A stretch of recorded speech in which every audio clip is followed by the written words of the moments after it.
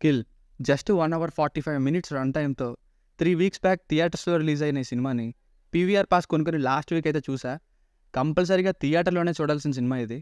ఇక థియేటర్స్లో సక్సెస్ఫుల్గా రన్ అవుతున్నా సరే ప్రజెంట్ ఈ సినిమా అవుట్ ఆఫ్ ఇండియాలో ప్రైమ్ వీడియోలోను ఇంకా యాపిల్ టీవీలో వీడియో ఆన్ డిమాండ్గా స్ట్రీమ్ అవుతుంది. అయితే మీకు ప్రజెంట్ ఎక్కడ చూడాలో నాకంటే బాగా తెలుసు. ఇక సినిమా చూసాక నాకైతే 1 అవర్ 45 మినిట్స్ నాన్ స్టాప్గా ఎంజాయ్ చేశా గైస్. ఇంటర్వెల్ ఎంత ఫాస్ట్గా వచ్చేసిందో తెలీదు. ఇక సెకండ్ హాఫ్ కూడా వైలెంట్ యాక్షన్తో ఎంగేజింగ్గా వెళ్ళిపోయింది. యాక్షన్ ఫిల్మ్స్ని ఇష్టపడే వారికి బాగా నచ్చే మూవీ, మస్ట్ వాచ్. మిగతా వాళ్ళకి వన్ టైం వాచ్ అని చెప్పొచ్చు. లేదంటే యాక్షన్ నచ్చలేని వాళ్ళకి నచ్చకపోయే ఛాన్స్ ఉంది, ఎందుకంటే 85% ఆఫ్ ద ఫిల్మ్ యాక్షన్ సీన్స్తోనే ఫిల్ అయి ఉంటుంది. అండ్ ఈ సినిమాయే కాదు, ఇంకా Chandu champion and Korean thriller Exhuma కూడా చూసా. అవి కూడా సూన్ టైం చూసుకొని రివ్యూ ఇస్తా.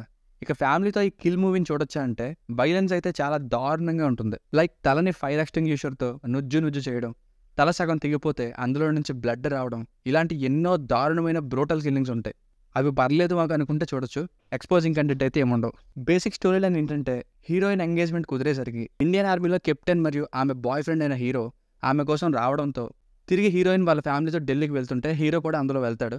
ఆ నైట్ ట్రైన్లోకి ప్రవేశించిన దొంగల ముఠ ఏం చేసింది, వీళ్ళ ప్రేమ కథ ఏమైంది, ట్రైన్లో ఉన్న ప్యాసింజర్స్ని హీరో కాపాడగలిగాడా లేదా, అసలు ఏం జరిగింది అన్నది స్టోరీ.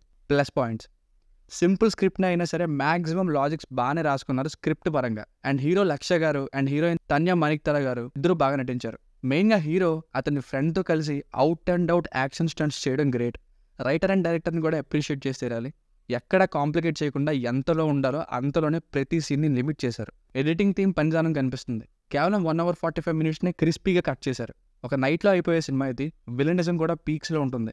ఇంటర్వెల్కి క్రియేట్ చేసిన ఒక స్ట్రాంగ్ ఎమోషన్కి మనం కూడా చంపు అని అనుకుంటూ ఉంటాం. అండ్ గ్యాంగ్ని కూడా అలానే అరేంజ్ చేశారు. బ్యాక్గ్రౌండ్ మ్యూజిక్ని ఇంకొంచెం ఎలివేట్ చేయాల్సి ఉంది హీరో ఎలివేషన్ సీన్స్లో. బట్ ఉన్న ఒక్క సాంగ్ని ఇంకా అక్కడక్కడ వచ్చే ఎమోషనల్ బ్యాక్గ్రౌండ్ మ్యూజిక్ ఇవి బాగున్నాయి. సినిమాటోగ్రఫీ, వీళ్ళని ఇంకా ఫైట్ మాస్టర్ని స్పెషల్గా అప్రిషియేట్ చేసి తీరాలి సినిమాకి. ఒక ట్రైన్లోకి కెమెరా తీసుకెళ్ళి అన్ని డైరెక్షన్స్లో షూట్ చేయడం కష్టం. సో ఏదో ఒక సెట్ వేసి ఉండాలి. కానీ ఎక్కడ కూడా ఇది ట్రైన్ కాదు అనే ఫీల్ అయితే రాలేదు. విఎఫ్ఎక్స్ వర్క్ ఇంకా ట్రైన్లో ఫైట్ మాస్టర్ కంపోజ్ చేసిన కాంప్లికేటెడ్ అయిన యాక్షన్ని భలే చేశారు, బాగా షూట్ చేశారు.